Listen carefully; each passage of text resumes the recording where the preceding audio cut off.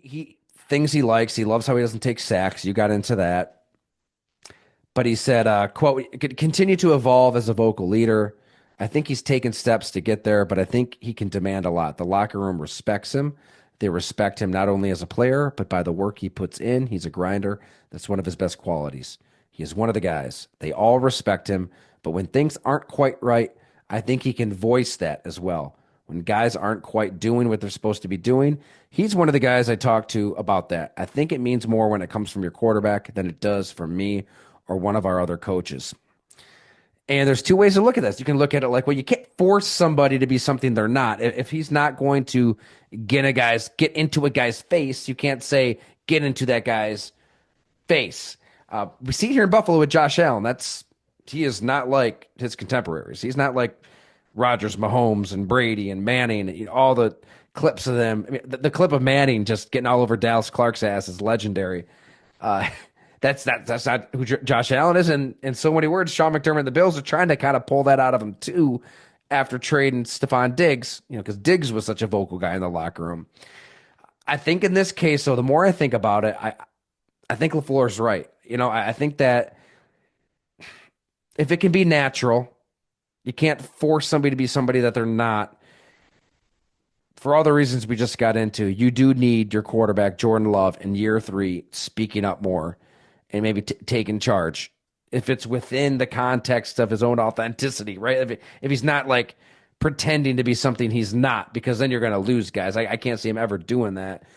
But hey, as young as they are, the youngest team in the league, back to back years, you've got to have guys speak up and say like, this ain't it. Like, this is unacceptable. Like, So, and it starts with Tyler, you.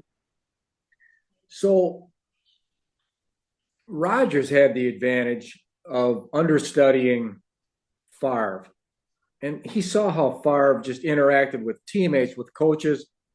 And you can say what you want about Favre off the field, and he got, kind of too big for his britches, you might say.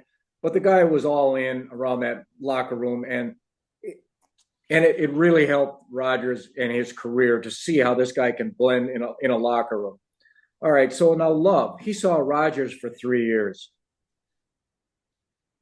That's not a very good role model. And I'm sure he doesn't want to be a dick like Rodgers and wants to treat people the right way. Well, maybe he has to be more of a prick himself now. I think he maybe went so far away from the Rodgers model that nobody liked and didn't want to play with, I wouldn't think. Yeah. That's got to be a little tough on Love. So we'll see, but he's a big boy now. He's been away from Rodgers for 2 years. Now he's got to prove that he doesn't have a ceiling, that he can move the ceiling up. That's an excellent point. Everybody was Not everybody. A lot of guys on this team were around for the previous quarterback, many of which were around for him holding the team hostage for 3 months and nobody knowing what he was going to do and having his own set of rules through COVID and leading everybody astray. And like we say, don't give a shit what he did, but to just lie about it says a lot about your character. That's his role model, right? That's who he's watching. And I think that guys did love the fact that he was their age. He's more relatable. There's got to be, you pay somebody that much money. It's within LaFleur and the Packers' right to say, speak up. And LaFleur's not going to be there at the press conference saying, hey, we need him to be a prick more often, but you got to take charge to an extent. Isn't it such a balance, man? You've covered this game forever, Bob. Like, Yeah. to be a good, effective leader that can inspire and be hard on teammates when needed, that's not easy.